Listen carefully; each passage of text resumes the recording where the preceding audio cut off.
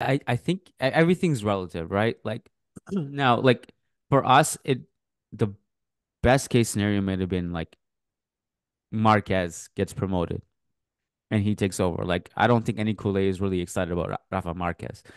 But I think if the alternative Xavi was like Nagelsmann, then I'd be like, oh, obviously I would want Xavi to stay there. I The thing is like I'm trying to be as fair about this as possible. I think with Xavi, if you kind of put everything together and try to be really fair about it, he won the league last season. He's asked for a bunch of signings. He didn't get necessarily the ones he want. Obviously, like they did all those levers last season, and they did get a bunch of players. This season, he lost Busquets, was replaced with Romeo, and then he had basically perpetually Pedri and Frankie were injured. Lewandowski went to a severe decline, though he had a little bit of a bright patch, in this calendar year. I think like he's okay, but I think when I saw his tantrums the last like week, I'm like, this is exactly what I want to happen. I want more tantrums. I want more self-implosion, less self-reflection, blaming everyone else except yourselves. I subscribe to this. Whatever is happening there, whatever you guys are complaining about and crying about, I'm in. I'm in for that. I sign up for that. Um, Sam, and, Yeah. and I wanted to ask you this because, we were talking a little bit off air about, Tebas and goal line technology and this. And of course, like I think on some level, Laporta complaining about goal line tech is, in a vacuum is a valid argument. I think we all want it. No Aridisa would disagree with that part of it. I mean, there are other things that are absolutely like he looks like he has a tinfoil hat on, standing outside of Area 51, talking about we're gonna replay the Clasico. We're gonna fight this till death. Okay, but some of the goal line tech is obviously valid. When you saw Tebas's I was gonna say his interview yesterday, but really this goes back to his tweet at halftime of the Clasico. You saw that, right? Yeah, the no comments post with all the screenshots of various fake news or or Which got slightly community weirdly noted. worded. Yeah. Yeah. Yeah, I mean that's the thing, isn't it? When it's a guy like Tebas and getting community noted, and you just think like, come on, like especially with the Clasico, like if La Liga has two huge marketing opportunities each year, it's either Clasico at the Camp Nou and then at the Bernabeu. So to for the president of La Liga at halftime to be saying, it's such an obvious topic where La Liga are kind of the odd one out. All of the other big leagues have that technology. And yeah, you can talk about the cost, but 4 million euros, I think Tebas said it would cost to put it into to La Liga. I mean, 4 million euros, how much is that in the scale of things, really, in a business like football in Spain in La Liga, where there's so much money, it's not a huge amount. But And but yeah, maybe Sam, it is only it's used once a season, but it's a whopping 6 million for both divisions combined. I don't know how we can afford such a thing. whopping, Wow. whopping. No, I kind of get what Tebas is saying is that if you have VAR and you have the cameras and everything, but I think that's the argument, isn't it? Wasn't that Yeah. somebody said that the camera at the Bernabeu wasn't working? How can you have a camera not working? If you're gonna say we don't need to spend 4 million, at least make sure the cheaper option is working properly. Don't have cameras that break down before the biggest game of the season at the Bernabeu. Yeah. Yeah. I And mean, yeah, go ahead, Hurdy.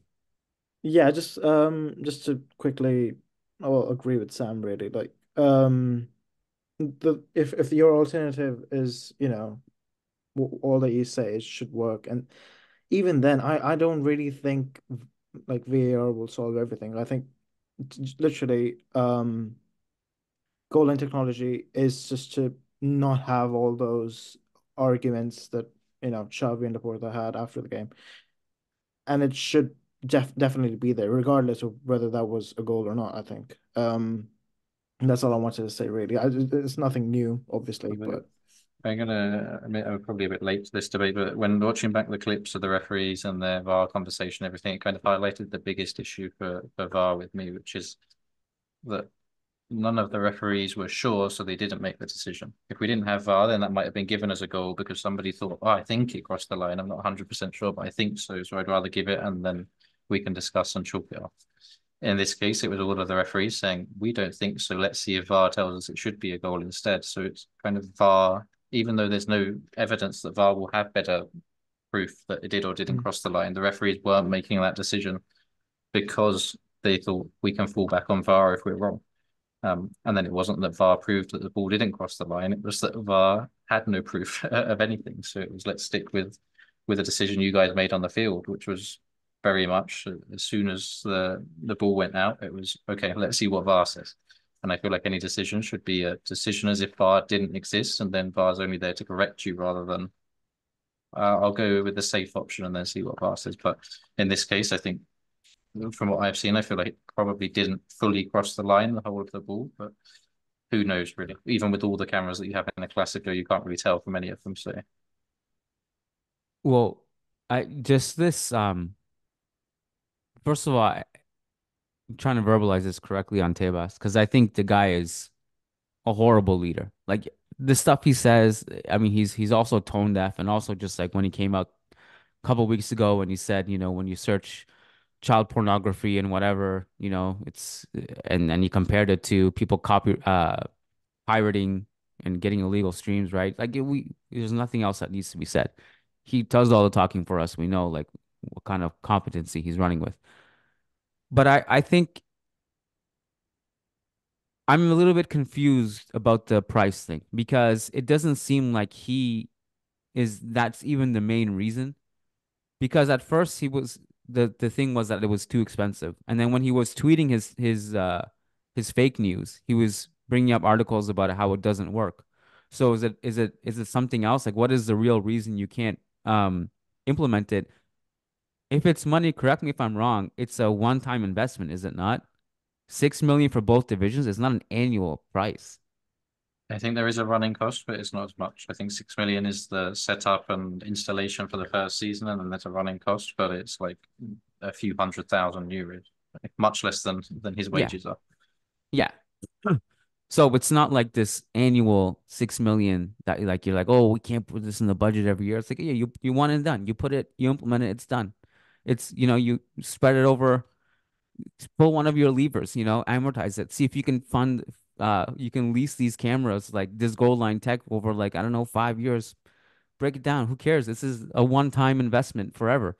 So that part is weird. But the other thing is that uh the the problem to me in the Clasico, and again, this is my perspective, but I think everyone had a perspective that this was ridiculous, that there was no goal line tech. Is that in the stadium we had no idea what was going on. There was no replay, Sam. You know this. There's no replays. Sometimes you get lucky. There's a screen beside you or whatever you can kind of see, but we had no idea. And I was in my head, I was like, why is this taking so long to figure out? Like this should have been an instant call, instant. Goal or no goal. And instead of like there's already so many problems with there never being an accurate amount of injury time that's added. There's all these problems with, you know, the ball's out of play so much, it's slowing the game down. These things that just need to be quicker. And that was one of the main problems with it for me. The time element that bugs me as well. Like if you have the goal line tech, it's boom, it's in or it's not. Like the referee knows that instantly. It's not up for debate. Now here in apart from creating a debate online and debate among the fans and keeping Barcelona themselves in delusion over the ball cross the line and all of that, it's also like a wastage of time. Like you're just spending unnecessary amount of time, in multiple games throughout the season where it could have been an instantaneous decision. Like just catch up with the rest of the leagues. Like come on, you you have you have two of the Yeah. most marketable sides in the world. Like come on, catch up. Yeah. Although I think kind of what you're saying, why wouldn't you do it? And I feel like that's kind of Tebas in a nutshell. He's such a stubborn guy that at some point he decided he thought he could save some money there, and it's not a huge amount of money, but he thought he could save some money, and he's just too stubborn, too stuck in his ways to admit, Right. oh, maybe I was wrong on that one. Maybe I should change that. And to be fair to Tebas, the odds of having a goal line incident like that happen in the Clasico of all the games to happen, it happens maybe once a season we see something like that. For it to happen in the Clasico, where everybody's watching, and there's going to be the huge controversy is quite bad luck on his behalf, but it it does seem very in character for Tebas. This you brought up the main point to me. Like that's probably the most important factor in all this is that he may deep down know that he needs it. But now he's at this point, he's backed himself into a corner where he's doubled down and he can't be wrong about this thing that he decided a few years ago. And now he needs to be like, see, I'm right.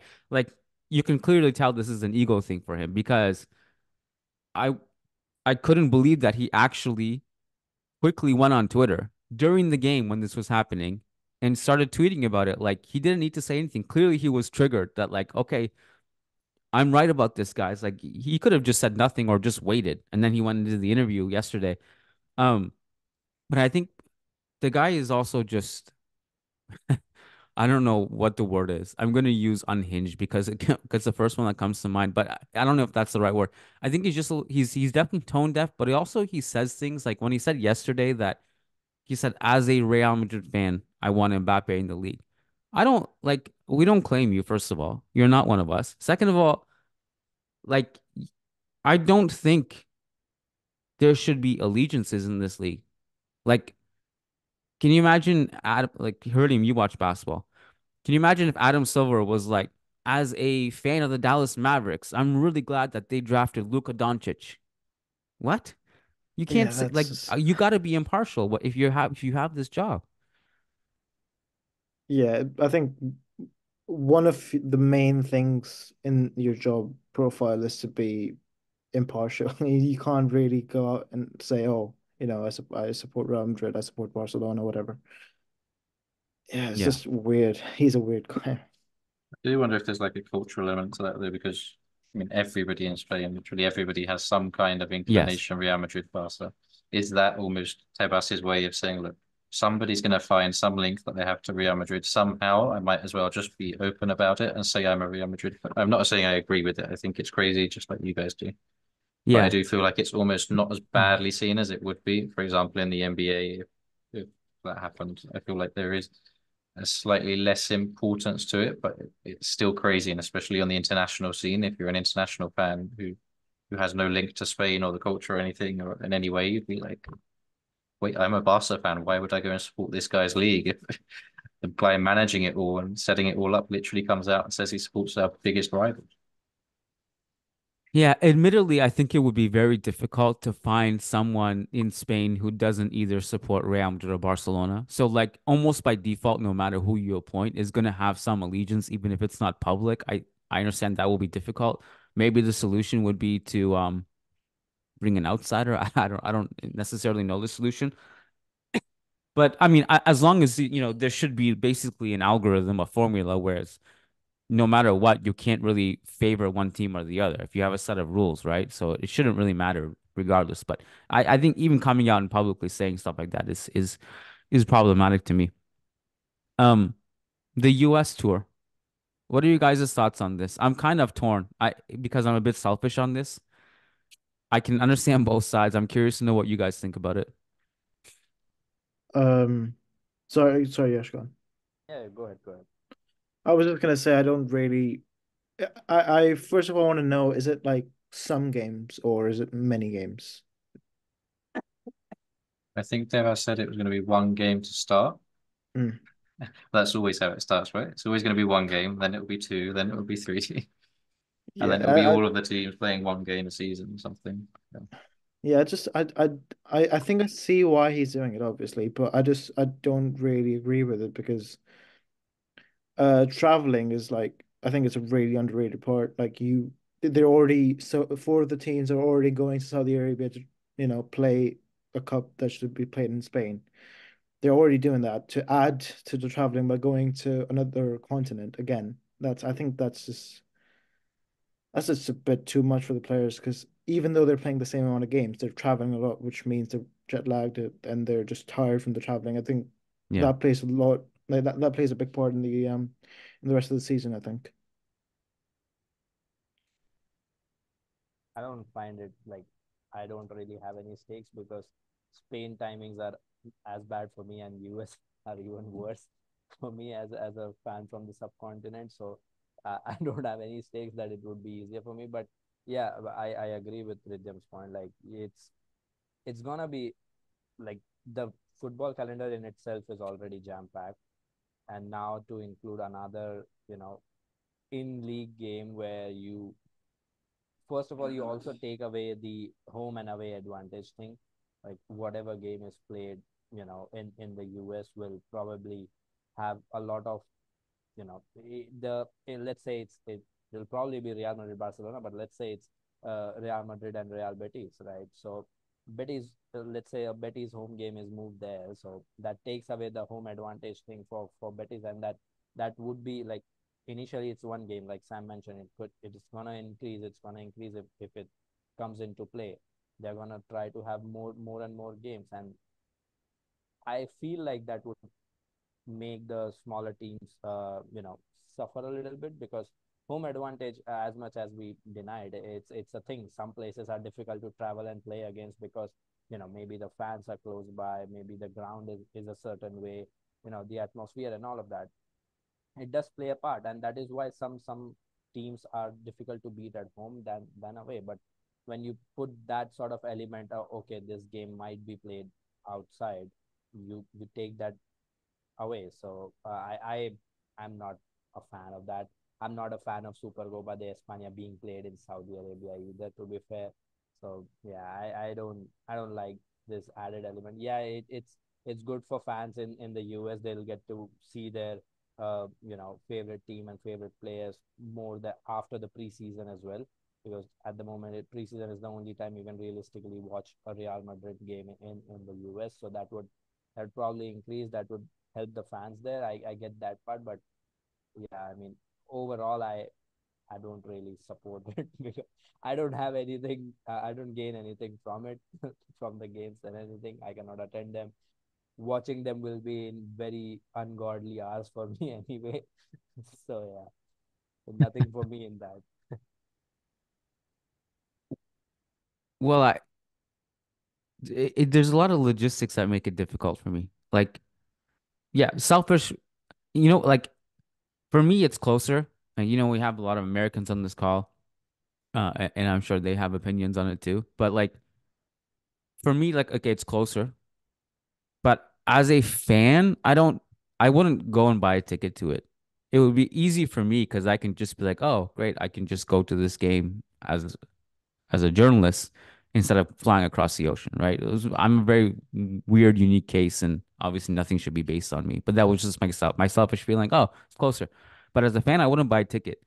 Like these preseason tours in the U.S., we have patrons who have told me this both in person and also like on DMs, like, yeah, we'll come to your podcast in that city that you guys are doing it, but we're not buying a ticket to the game. It's crazy expensive. Like we can't afford to go to that game. It's insane.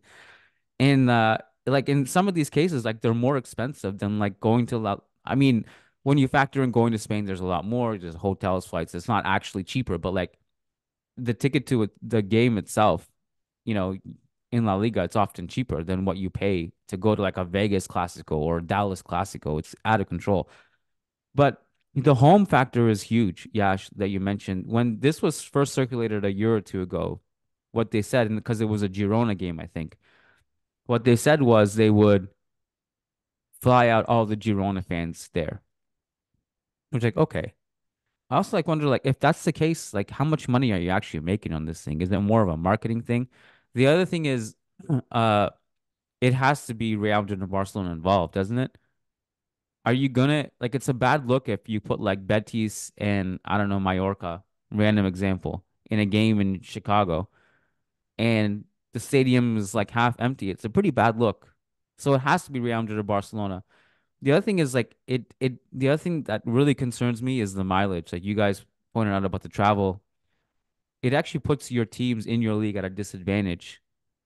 Because now like these teams, Real Madrid, Barcelona, who are representing your league in Europe in the Champions League, midway through they have to travel to the US and come back. So like if they're facing Manchester City or PSG, they might be at a disadvantage in that situation because they'll be more tired. They had to travel more. So those are things that I think about. I can understand why they're doing it from a marketing perspective. And it will be fun and it probably will be successful, but there are, I think there are logistical concerns, and I'm actually wondering how much money they actually do make off it. I don't know.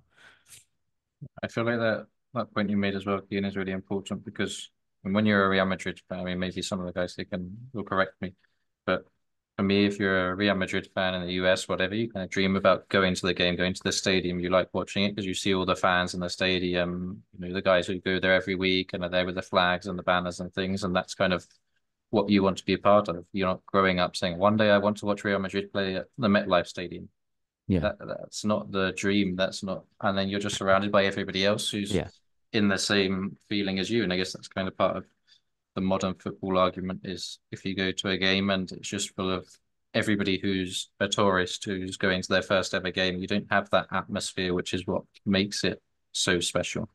And when you think about which are the nights that unforgettable as a Real Madrid fan, and I'm sure you'll be thinking of Champions League nights, whatever, where there's that crazy atmosphere, which yeah, I'm sure there would be a great atmosphere if you have a game in the US, but it's not the same as an atmosphere on home turf in front of the local fans who go to every game and are up for this big special game that they're there to watch. So it's a Yeah. weird one because I feel like yeah, it's possibly not as appealing even to the Real Madrid fans in the US who could go and see a game. Might not be as appealing as perhaps Tebas and La Liga think it might be. No. I mean, especially for those preseason, I couldn't tell you anything that happened any of those preseason games I attended. Nothing. I'm sure Barcelona fans have like a they like have hung up the Rafinha goal on their wall in the Clasico friendly. It's like a huge trophy to them. I couldn't tell you what happened at all. Like I remember Vegas for because like for other reasons because it's Vegas, not because of the game, the Clasico game. Yeah, Crystal saying in the chat, $700 or sorry, plus parking and a ticket in the Classico in Vegas was $700. She came to the podcast. It was lovely seeing you, Crystal. But like, yeah, those are the kind of prices we're talking about. And I think is like that's a unique situation. Classico in Vegas is going to be a cash cow, right? It's going to be crazy. But not every La Liga game is going to attract that audience and that kind of price point. So I don't, you know, and that's No. the thing. And the other thing as well with the logistics is not just the travel and everything, but the time difference, like Yash was saying. It's terrible for Yash, but for the players, if they're going to Vegas from Spain, I think that's what 9 hour time difference. If that's in the middle of the season, Mm. you have to find a time where there's not going to be a Champions League or an important Copa game coming up the next midweek or whatever. You're still going to have players flying out, adjusting to a 9 hour time difference, coming back in the space of a week. Like that's exhausting. You're not going to have athletes at their most optimal elite level Yeah. playing when in their head they should probably have been asleep 3 4 hours ago Yeah. instead. They're probably taking a red-eye flight there too on the way back to Spain. Like it's going to be tough. Really, it's demanding on the body, no question. So yeah, I don't know how they figure it out, but Sam, would you say it's safe to say that it's going to happen? We're going to see the test run? Well, Tebas is very, very in favor of it. I think a lot of it will depend on the Spanish Federation's elections that are coming up and who gets elected and how they get on with Tebas and if they decide to die on that hill of battling Tebas and refusing to allow that to happen. But at the moment, with the chaos at the Spanish Federation, Tebas can kind of do what he wants, and nobody's going to come out and say no, we won't let that happen. So I think he's taking advantage a little bit now. From a political standpoint, wouldn't it be really easy to run against Tebas? You just prepare a big speech saying, "All right, guys, goal line tech, and we're not traveling." Everyone was just like, "Yeah!" Like it would be so easy to run against him, wouldn't it? I Uh, actually don't know. I'm ignorant about this. Who is there anyone like? in the same way that it would be very easy to run against Florentino Perez as Real Madrid president for some people. Like he has Tebas is very influential. He has a lot of important friends in higher places. You need a lot of financial backing to be able to run to be La Liga president, and I don't think anybody's run against him for the last 2 or 3 terms now. So it's very difficult to displace him, and I think there's also a bit of a everybody knows that Tebas is the president. So if you're going to rock that cart, you have to have a lot of support behind you, and he has a lot of clubs backing him. I mean, think about the CVC deal and things Yeah, like that. It's only really Real Madrid and Athletic Club who are against him, and yeah, Florentino Perez can be very influential, but he hasn't really tried to get rid of Tebas in that way yet by backing anybody else. And that, I think that is telling. If even Florentino doesn't take you on to that level, if Florentino wanted Tebas out completely, then I feel like it would have happened by now, but it hasn't. So I think he perhaps is there for as long as he wants. And I think even in the interview he gave yesterday, he said, because he kept saying that this was going to be his last term as president, and 2027, 28, I think it is, that's up. He would leave and retire and call it a day. And this week he said, if the Super League is still an idea in 2027, 28, then I will consider standing again if clubs ask me to. So I feel like he's not going away anytime soon either.